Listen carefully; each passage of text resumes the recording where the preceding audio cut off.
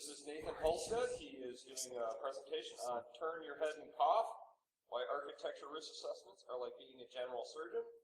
And we've got a couple of just general announcements. One of them is there is a raffle in Grand 4.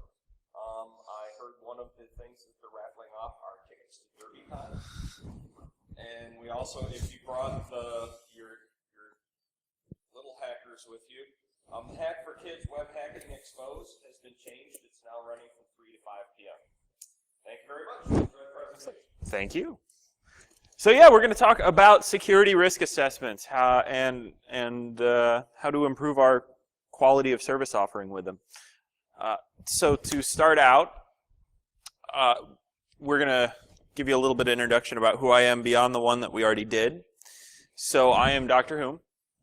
As some may know me, I do a lot of the CFP running here. So I usually get to stare at spreadsheets all the time and see who's talking, who isn't talking, and if we should let them talk. Thankfully, the people who make these decisions let me talk at my own conference, so that was very nice of them. But I also, in my professional life, I am a security consultant currently at Cigital Incorporated. We are a private company that does a lot of security consulting services in a number of different areas. So I've dabbled in architecture reviews and vulnerability assessments, as well as doing some metrics and software security initiative intelligence platform stuff. There's some other work too that I'll be doing. We can, if you're curious about that, some of my other projects, talk to me offline at the end of the talk. So let's get into the meat of the matter, the introduction.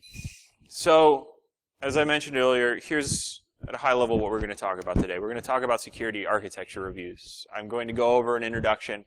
For those who aren't aware of the detailed process, I will go over what the steps are in a security architecture review, what we're looking at accomplishing with one of these security architecture reviews, so we get a handle of how they work.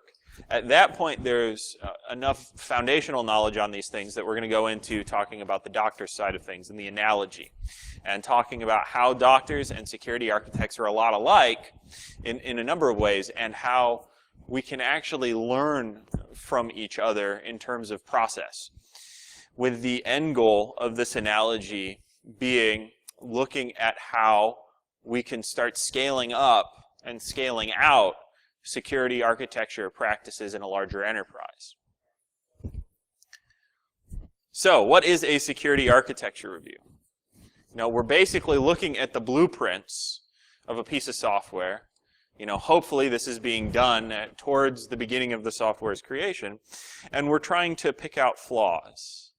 Of course, I was looking for a blueprint of the Death Star because, of course, that would have been one great large project that could have really used the security architecture review, because we would have known about that exhaust port. But, I think the Enterprise is certainly a good example because, for the most part, minus, everybody seemed to have a warp core breach every week, it was relatively well designed.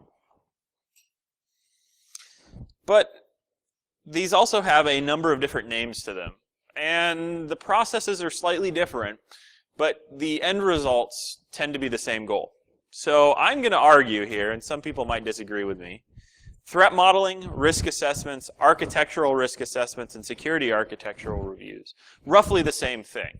But most will have maybe a slightly different method, maybe slightly different verbiage, but in the end, what you're really looking at doing is enumerating what risky elements there exist in a system, what level of risk they have, and then how can I control for that risk. So basically tell me what's wrong with my system so I can fix it. And, usually sometimes it can go as complicated as NIST risk ratings, and you're going into very detailed levels of what the risks are for each of these what the threat actors are, the trust boundaries, etc. Or it may be as simple as here is an issue and the business risk, here is a control for that, And here is maybe where it relates into our enterprise's paradigm for classifying these things. And no matter what of these models you use, and again, this is a little bit of a generalization, you're going to find that the review process is roughly the same in each of these. So you can go out and read Gary McGraw's excellent book on software security and looking at his discussions of risk assessments. You could grab Shostak's book on threat modeling. And things, the process is roughly the same. And potentially you're going to go into some various enterprises and see they may have a custom process. It's going to start with gathering information. You're going to go out, you're going to talk to the engineers. You're going to try and grab as much of the architectural documentation there is. Again, I'm making the assumption at this point that this documentation exists. That is a very important element. And then you're also going to go out and potentially interview the developers. So I don't know, for those who sat in on Ken White's talk, when you were listening to the auditing of the OpenSSL project, you heard Ken mention that a lot of what they were able to do when they were auditing this was go talk to the OpenSSL development teams and get information on some of the various interesting sort of side issues with that system. If this looks really weird in the code, why are you all doing this? And you can get some of the backstory on that. And that backstory helps inform you on a number of the security decisions that are part of this architecture. And the other very interesting thing you can do is you can get two engineers talking about the same element of the system, see where they differ in what the heck they're talking about. And you know that there's probably a flaw in the system right there if two engineers are describing the same little system differently. And from that point, as you've gathered all this information, you've jotted down the weaknesses as you go, you start marking them out and getting a list of them with all these weaknesses, and then you can go through them and figure out what the mitigations are going to be. So depending upon policy, these may be technical mitigations. These may be social mitigations in terms of internal company policy. But you go through each of these weaknesses and you need a specific mitigation. And you might tie these to a threat. You might not. Again, that depends on the details of which of these systems you might be using for a review. And then the fun part that everybody loves to do is writing the report. You get to write all these up in a nice, well-defined document. And you might find that you've documented the system by this point far better than any of the actual engineering teams did. And then you follow up. You can hand them the report, and you might want to check back in, see if they have any questions, see if something needs to be explained. You might have a report out call. You might be sitting with the team going through page by page so they actually understand what they're doing. And there's some potential other follow-ups we can do, but I'm going to talk about that a little bit later. It fits in a little bit more with what we can learn from analogies, the analogy of the doctor situation, because it's something that I don't think we actually do in practice right now. So again, gathering information. You know, we're talking about gaining records. We can sit in interviews, just like doctors do. Finding the weak components. We determine the mitigations, we write our report, and then we follow up. So, wrong type of doctor. There we go. What does this actually have to do with doctors? And, well, I want to preface this a little side effect. This analogy isn't perfect. Like all analogies, you can't argue with them perfectly. So what we will do is I'm going to first discuss where this analogy fits, and then I will go through and discuss where it doesn't fit, and then also where we can still learn from these. So let's go into a few general assumptions. First off, I'm assuming that as audience here, you're interested in this talk, you believe security architecture reviews are useful. Second, I am assuming that you're interested in understanding how to scale up this review process. Perhaps that means handling more of your software portfolio, or going from just maybe 1 or 2 a year to 10 a year. But the point being, there's some interest in taking this from maybe the small, very targeted solutions to trying to encompass more of the software portfolio closer to design time, to start stamping out a number of these flaws before you get to the penetration test. And at that point you realize, oh man, it's too late. We can't fix anything because it's already implemented. And finally, I want to talk about how to increase the consistency and the quality of these. So I'm going to talk about this in a bit. There's a lot of an art and a lot of a science to this. And whenever you have that weird combination, you might have potential consistency and quality issues. You want to make sure each review is consistently the same level of quality, and you don't have sort of curveballs that come out if a second person were to come in, study the same system, and generate the report from that. So let's go into the analogy. At a high level, what makes a reviewer like a doctor? Well, they both have patients, right? Patients require a diagnosis. And you have a large number of patients that must be seen regularly, right?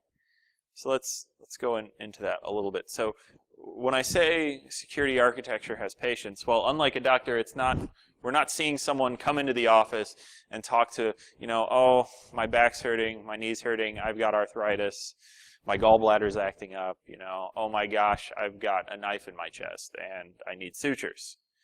It's more like these people right here, it's a bunch of engineers who are working on a system. In this case, I am totally calling out game developers.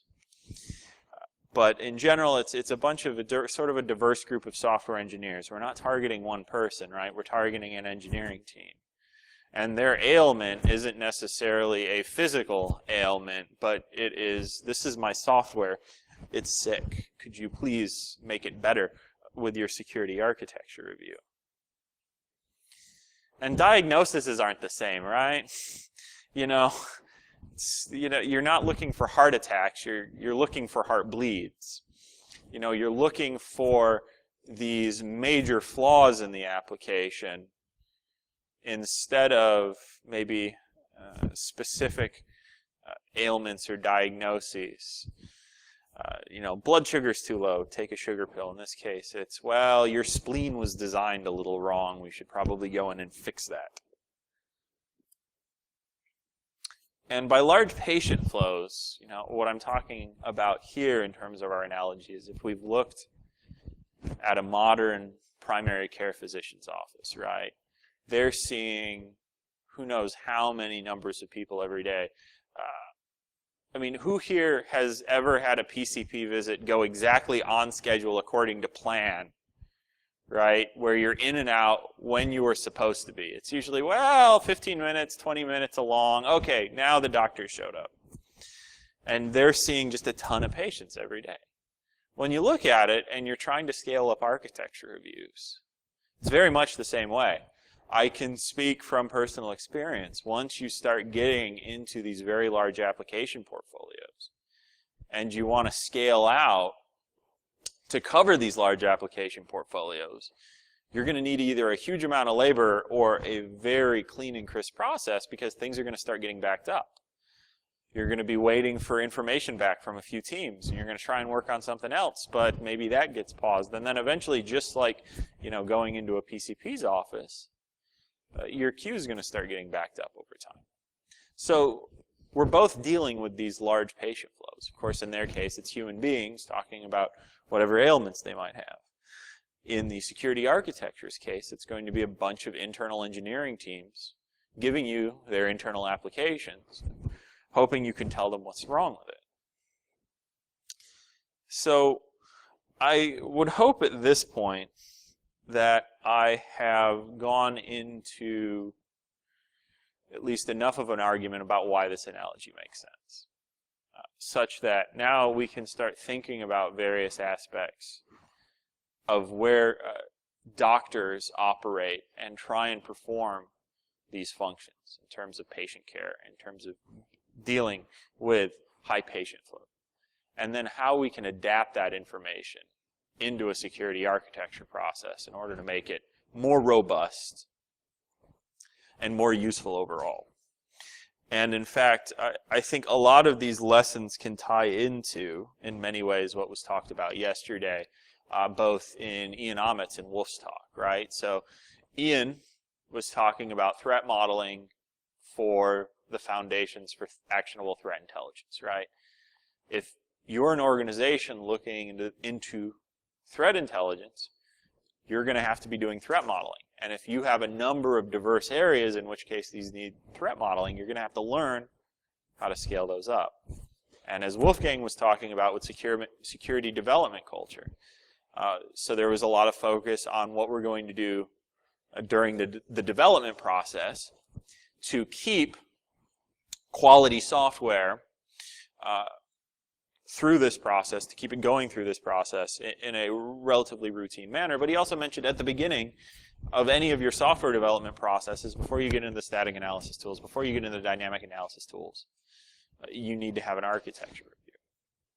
So let's see then, what we can learn from a doctor's office, from this doctor analogy, to try and meet a lot of these requirements we can have that end up benefiting us outside of just the reviews, benefiting us by being able to put in useful threat intelligence. So I want to focus on 3 areas of this analogy where we can learn from. The first, I want to focus on interviewing the patient. Of course, that is a huge part of being a doctor, is those pieces, specifically a primary care physician. Getting there, the doctor comes in, he starts talking to you, or she starts talking to you about what's wrong, and hopefully from that information they're able to give you a diagnosis.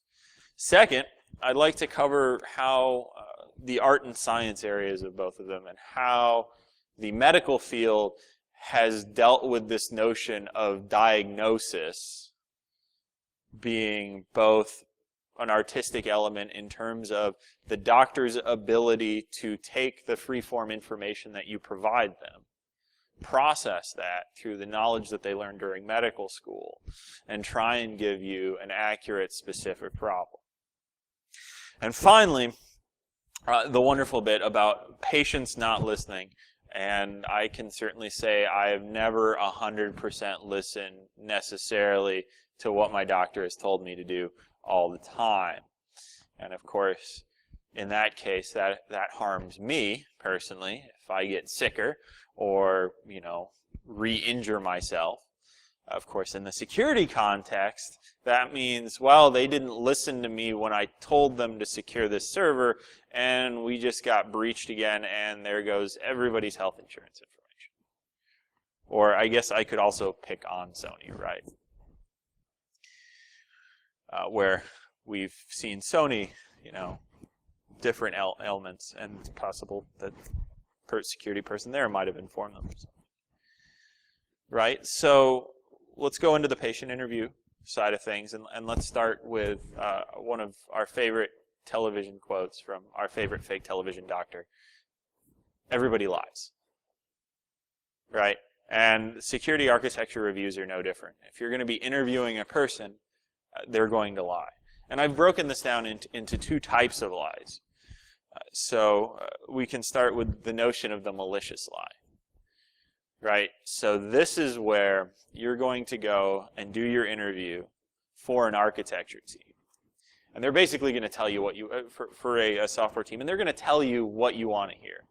Because they figure that your outcome of this is based on them giving you the exact right answer. They're not going to be able to go forward unless you give them an A check plus whatever the heck great grade.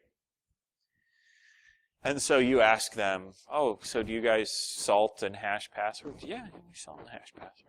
So you're using SHA-2? Yeah, we're using SHA-2. So you have ACLs on all the configuration files, your logs with conflict. Yeah, we got ACLs. It's great. But then, of course, the benefit of dealing with that then is, of course, if you can go in and look at the code, you can get the configuration files, get a process set up so that you can have some background, a little bit of checks on the background of this information that they're telling you. You go over there and you suddenly find out, oh, they're using MD5. They're not using salts. They're just sort of putting it there. There are no ACLs on the log files, and we're logging when a user changes their password, and we're keeping the passwords in plain text in the logs because you never know. We might have to debug the password changing process, so we might as well just dump everything in there. And suddenly you find out, when you have some of this background information, by looking at the code, or sometimes in being able to interview multiple persons who work on that project, you find out that the team that you'd originally dealt with had just told you a bunch of bogus information.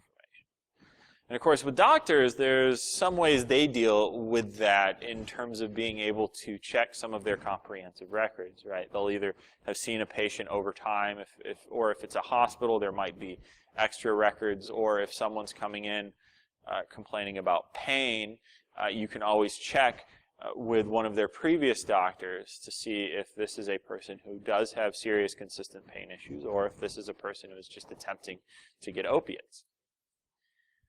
And so from there, one of the lessons we learn is that we need to be able to have secondary sources of information. Maybe another architecture review, security architecture review person in the organization that you can check back with, who might have reviewed the application previously, a previous iteration of it. It might also be being able to go in and check many of the sort of nitty-gritty details of the application. Actually look at the configuration files. Maybe look at some of the source code.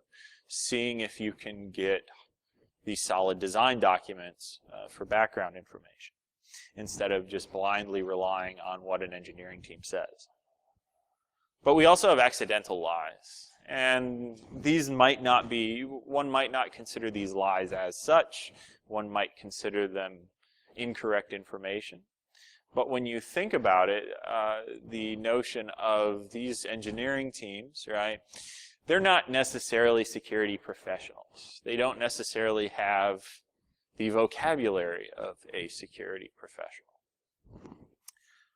So they might not tell you things necessarily in the manner that you would expect them to if you were talking to another security professional. This comes up a lot when you talk about hashing, right? You can talk to an engineer, they're like, no, we encrypt the passwords. Wait, what? Yeah, we use SHA-2, we encrypt the passwords. No. You're hashing the passwords. Your SHA-2 is a hash. And so there's sometimes where they're not lying per se, but it's just a misunderstanding necessarily of the vocabulary. And of course, when it comes to security, the devil is always in the details. And so one way to do it there is, again, checking for secondary sources of information, but it's also potentially asking questions in a slightly different way, or potentially asking questions in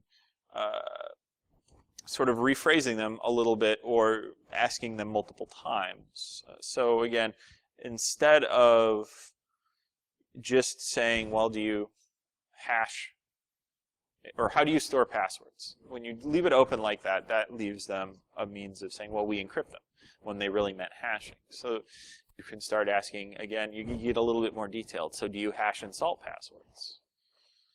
Yes. Do you use SHA-2? Yes. I'm like, okay, great, we're good. Of course, if we go back to the previous slide, you know, the notion of malicious lies, you have to double check some of that to make sure that they're not leading you on.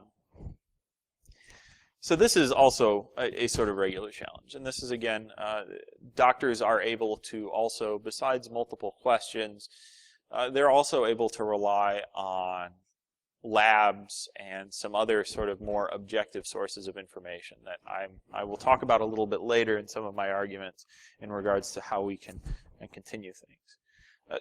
So there's also this notion of being a doctor as well as being a security architect is equal parts art and science, just sort of like bartending, right?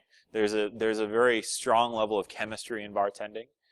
And there is also a great art to it. Of course, if you guys are going to go see Jack Daniel's training this afternoon, you'll find that out, right? But when we're dealing with software systems, it's really the same way. You know, a lot of the science is the notion of the engineering and best practices in terms of if A occurs, do B. You know, if you're storing a password, hash salt. if you are storing confidential information, encrypt.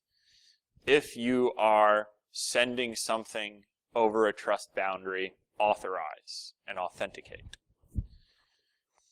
And the science ends up being the components we've engineered to that, at least to some extent. And in some situations, we can actually prove the correctness of these engineered components that we have. But then there's a bit of an art of it, and the sort of art of it are these sort of horribly devilish things in the details that sneak up and try and bite you. Because not every system is exactly the same, right? This is where you have to now start mapping this nebulous concept of the system you're dealing with, that maybe you've got this Amazon cloud system that's also hooked into Rackspace, and maybe you have a couple different software frameworks running on there. And then it's also sending text messages to somebody via this using a different platform. And you're combining a number of these systems together that you now have to start picking apart and figuring out where the specific trust boundaries are.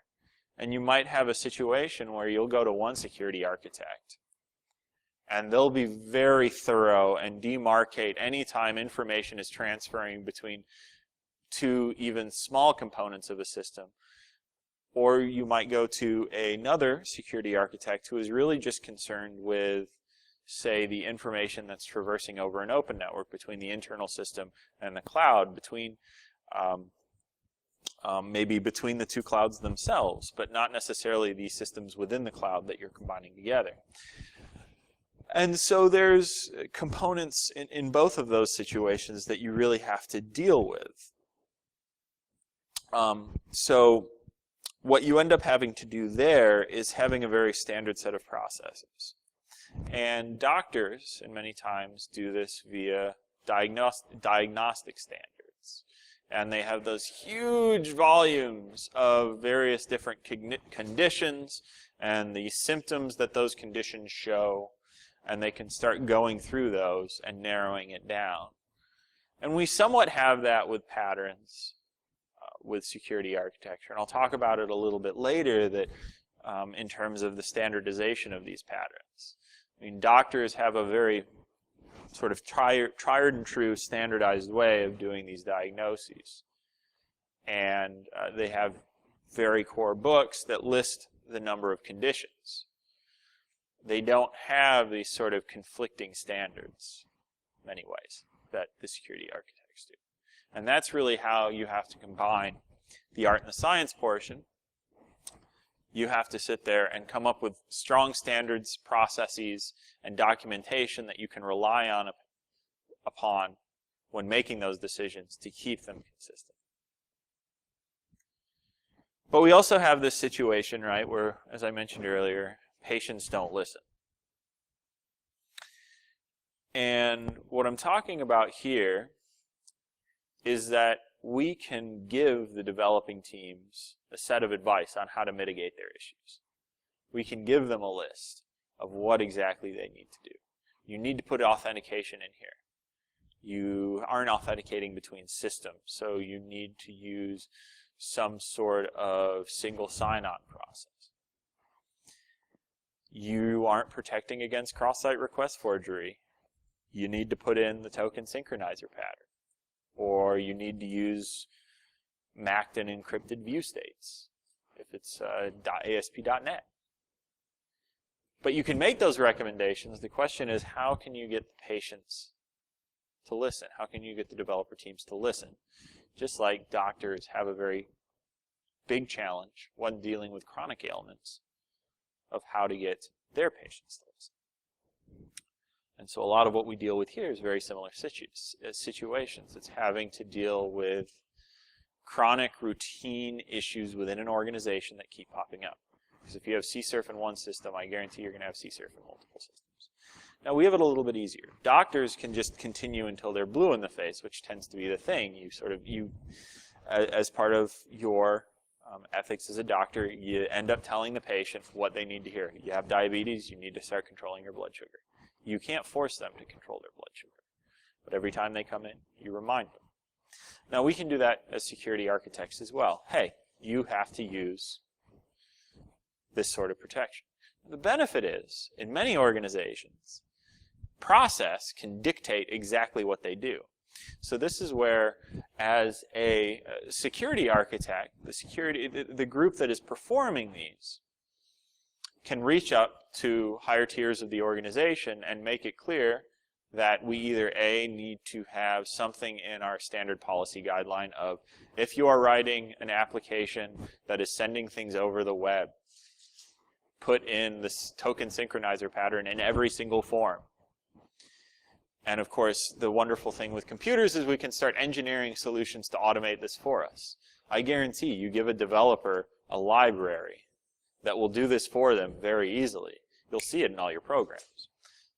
So suddenly listening doesn't become nearly as much of an inconvenience, right? And that's usually why patients don't listen. I don't want to do that because that's a lot of work and it inconveniences me and it's not going to be any fun. Developers are the same way. I don't want to put in this protection because it's not fun. It takes away from my work. Well, we have the ability to make it easy for them.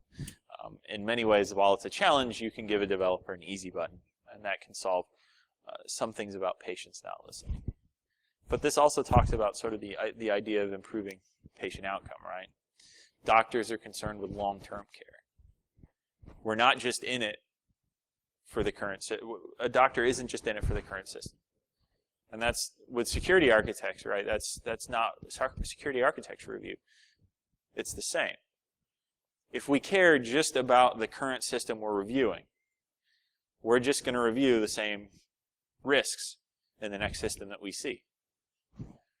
So we need to start being concerned with chronic disease management. Of course, in the case of the doctors, you're constantly visiting your doctor. If you say you have diabetes, they're monitoring your blood sugar, they're helping you manage your diet. Well, when you set up a security architecture program, you need to consider the idea of having these teams coming back for reviews to understand where they're doing things right, where they're doing things wrong. Because if you don't, they're just going to keep coming back with the same CSRF issues, with the same cross-site scripting issues, with the same authentication issues, the same encryption issues, every single time. But you can get them coming back regularly, you can monitor their problems, you can help educate them. And through this feedback process, you're now also learning where to bring in library creation to aid the developers in helping making applications for your platform. And that is also, in many ways, where the healthy living comes in. You're informing the developers how to develop healthily. Right? You're letting them know we have these tools. We've created these tools for you to make your life easier. Here you go. So, to me, that was really a lot of the core areas where doctoring, medical doctoring, is a lot like software doctoring as a security architect. Very clear areas where those analogies cross over, as well as very clear areas where we can sort of look at how medical doctors are doing things in their current practice, how we can start shifting that over into the security community to improve our security architecture practices. So we can then start going into learning the differences from the differences where this analogy breaks down. Because again, not all analogies are perfect, and as much as I love using them as a scaffolding to come up with sort of interesting arguments on how we can improve software security, I always run into the problem of, well, this is nice, but at this point it doesn't quite, make sense. It sort of breaks down. So I think one of these is the notion of publishing case studies. So one of the things that doctors can do, and that they do perform, is the notion of publishing a case study, where you have this document that gives you either a hypothetical or a realistic patient. It gives you a list of their conditions, and it helps you think about what the diagnosis would be. So some of these are sort of training sites. So for example, UPIT's Department of Pathology. As I was sort of going through and researching a number of things for this talk, I found this site, which is great because it's not behind a paywall for a medical journal, which makes it very easy for people to look into. But it's this idea of, well, we have a set of doctors who provided this. We'll give you a clinical history, this sort of overarching description, and maybe actually some slides here of x-rays, right? And of course, this will give you a 30-year-old patient. He's developing these symptoms. We've done these processes so far to try and get an idea of what the ailment might be. What's the diagnosis? Then they actually have a little link on the page. They don't, if I recall, they don't actually give away the answer on the same page. You sort of have to click through. So it's this really cool little training resource, right? Well, when was, for anybody here who's might have recently done a security architecture review, when was the last time you saw a published case study of a full security architecture review? Like end-to-end, or almost end-to-end, and then they left out the threat and the risk model, right? The deliverable that we have, and just gave you the information and said, so what were the threats and mitigations for this? There really isn't one. And we don't really do this. And we don't really do this because we don't really have this comfort in letting people know the IP of our systems, which is fine. I get that, right? You're a big enterprise. You don't want to give away the secret sauce. But it creates challenges because we are not necessarily sharing this information, these case studies, which helps create consistency in diagnosis. And speaking of consistency, there's sort of the notion of standards and best practices. Now, I mean, don't get me wrong, right? We have a few standards, which, you know, the great thing about standards is it gives somebody a chance to create their own. But it's not really like the medical field, where there's very clear organizations that provide standards for very clear aspects of medicine. So the CDC, we have a lot of public health aspects to the CDC, and we have, you know, standards for program evaluation, standards for this, standards for that. But you have these sort of core regulating bodies that have very clear mandates, very clear mandates for areas in which they provide information to, and you can get standards from that. And, you know, right, the American Medical Association's the other one. You have a bunch of doctors who go in and provide, thank you very much, who provide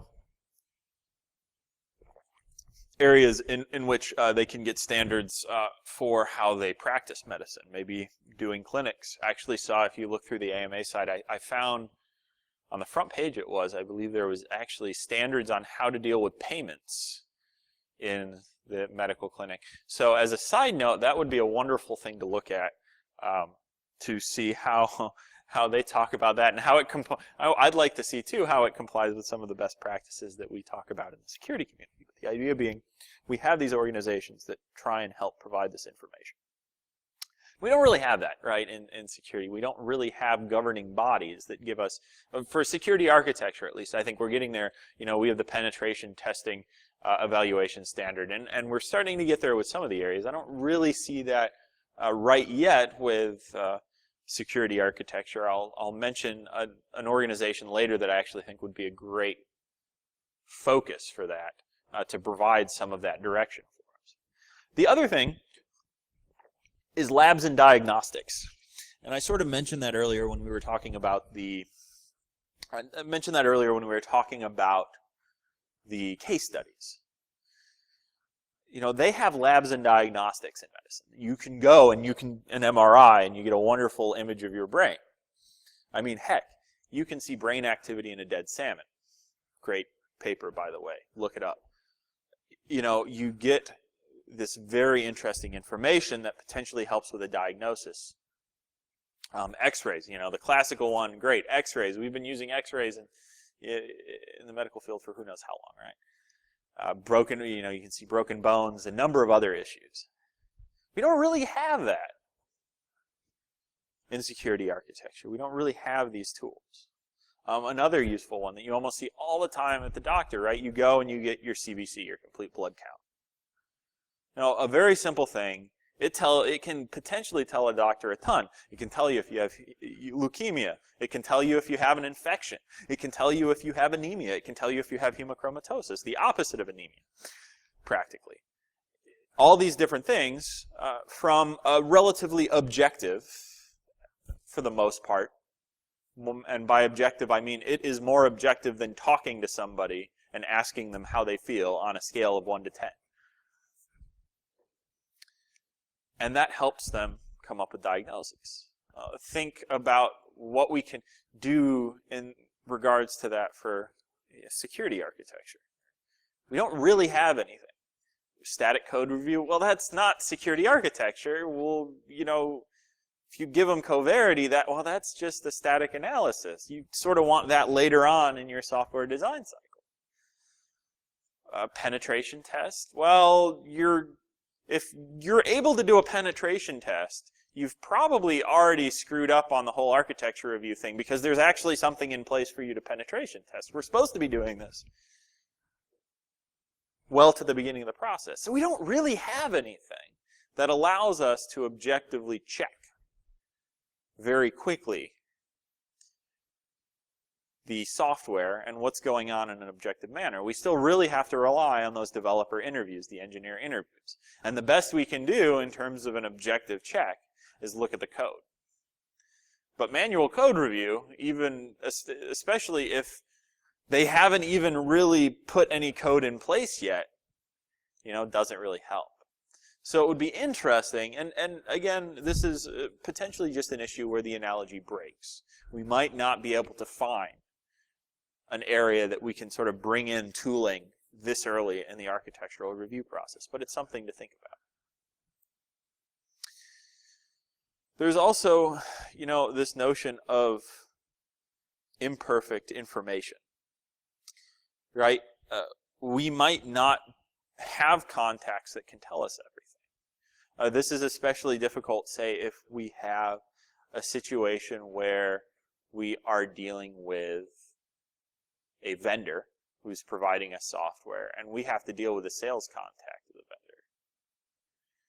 In terms of medicine, they tend to have a bit more perfect information in the sense that they can rely on labs. They do have the first-person account of the situation, right? They have the patient that can at least tell you all the information they know. But sometimes we have to rely on maybe not dealing with the engineers, because again, as I said, you're dealing with a salesperson at the client or the vendor who has given you this product, and you have to rapidly figure out, well, okay, how can I sort of ask my questions so that this client sales manager person can answer them accurately, because this has to be done in a few weeks, and there's no way they're going to put me through to an engineer at the vendor to try and get me this information. Or sometimes the vendor just doesn't want to give it to you. They will wrap it around this notion of, well, we don't really want to tell you what security we have in place because it's internal proprietary information and we have a number of other people using this product, so we don't want to tell you because that might jeopardize them. And you have to start making a judgment then on this imperfect information. You don't necessarily have the same problem in most cases in medicine. I think a certain argument can be made if you have an ER patient who is now comatose or unconscious, you obviously can't talk to them about what happened. But there's also this notion of institutionalization that doctors have. If you come into a hospital or a doctor's office, if you come to the ER, they can hospitalize you for an overnight stay, and you, depending on the situation, you are then sort of legally required to stay there. The same requires to force institutionalization in certain severe cases of mental health, right? You can't necessarily do that in a security architecture review in an organization, especially because even if you put in place, right, there's a policy that says, well, if you're not giving me this information, or if your system is just this badly designed, we've got to put you in timeout and you have to go back and redesign everything. Well, eventually you're going to have a situation where somebody from the executive level comes down and says, well, this is a core business application. We need to keep going with it. But you're dumping client data in the shared directory in the center of our organization. We can't have that. Well, it's too bad. This is mission critical. We have to go through this. Well, you're not encrypting client information going to this remote server over the internet. It's going in the clear. Can we at least encrypt it with SSL, TLS? No, we have to go through. And so eventually, in the business context, you're going to get overridden. And even if you have that policy, you're not going to be able to put it in place for the most serious situations that you want, because mission critical situations tend to always have a golden parachute.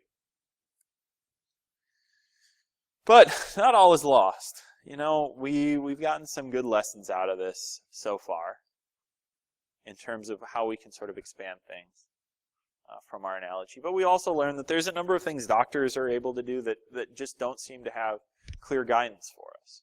Or at least maybe I should say they don't seem to have clear guidance. As I look at them, there's probably somebody out there smarter than I am that might be able to put two and two together.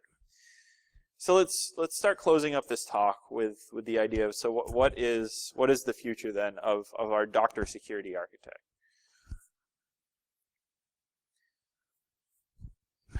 And that's where I want to see, well, how can we be more like doctors in certain ways? Let's expand this, what can we learn from the medical field, again, to help improve our processes? As I mentioned earlier, we want to worry about scaling up.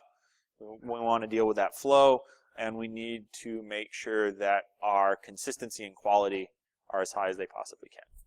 So there's I think 4 areas, sort of off the top of my head, that I've been able to think of.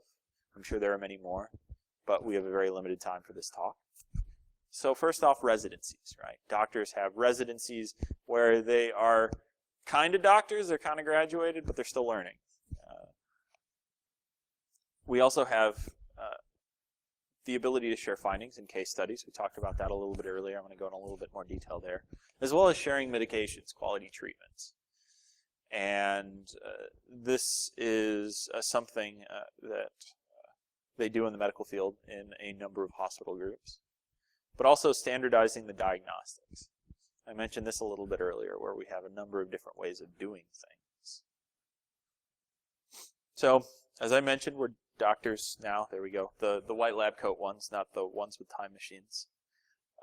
And it'd be nice to have residencies. The question is then, what does a security architecture residency look like?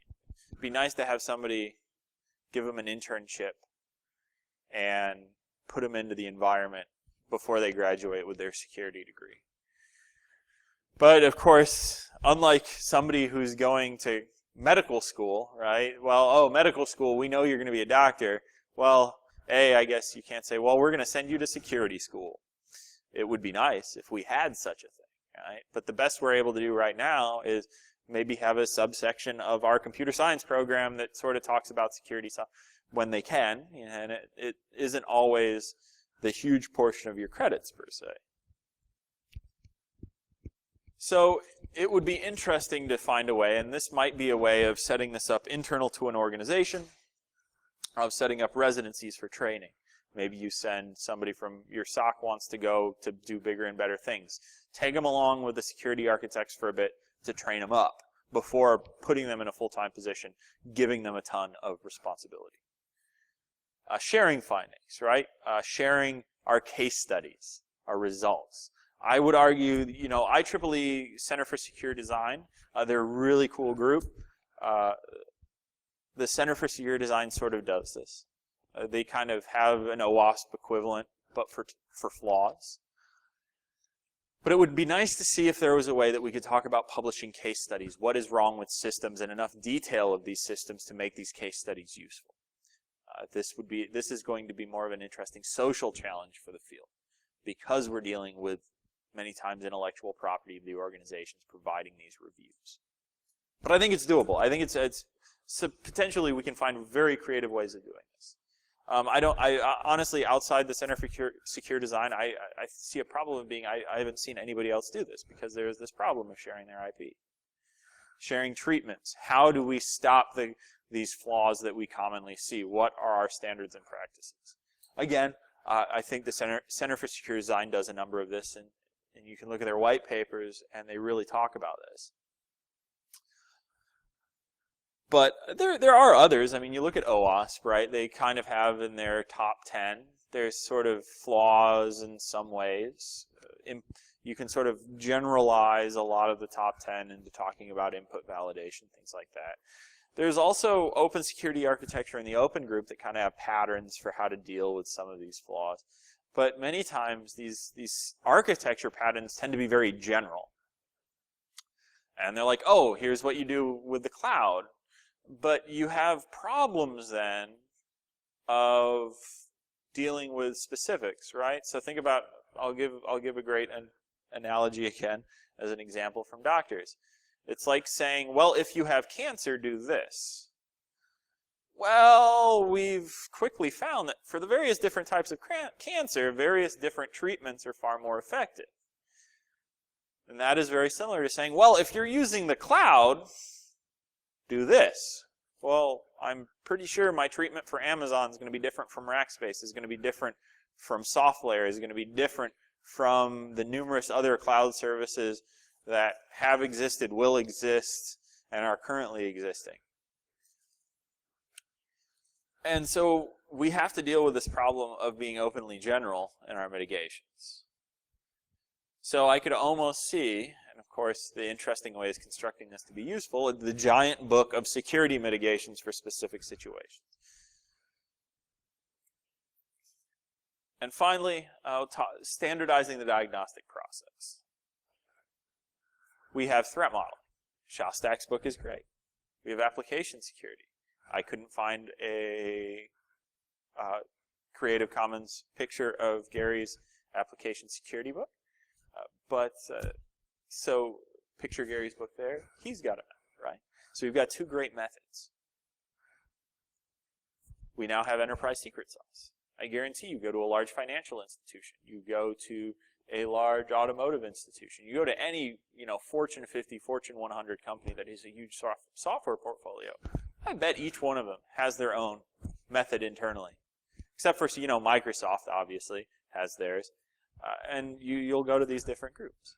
And they'll each have their slightly own different one. It would be nice to have a single standard that we knew everybody kind of followed as much as anybody follows a standard, instead of having a bunch of standards that aren't really exactly the same, that are all slightly different, and that really makes it very difficult to write up common treatments and common diagnostics, because if everybody's using a different system, we basically have like 5 different versions of the treatment book, because it'd have to be written in a slightly different way to make sense for that specific methodology.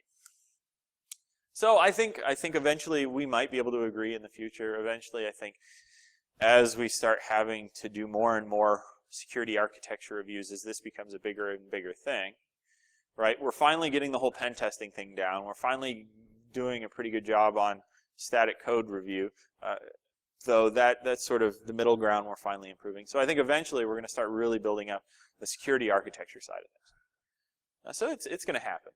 But we have to take baby steps every day at a time.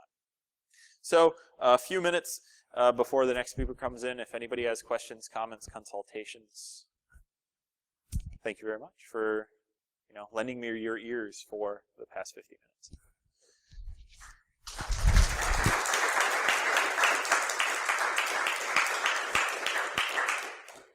And if anybody would like to tell me how horribly wrong I have been for the last 50 minutes, that works too.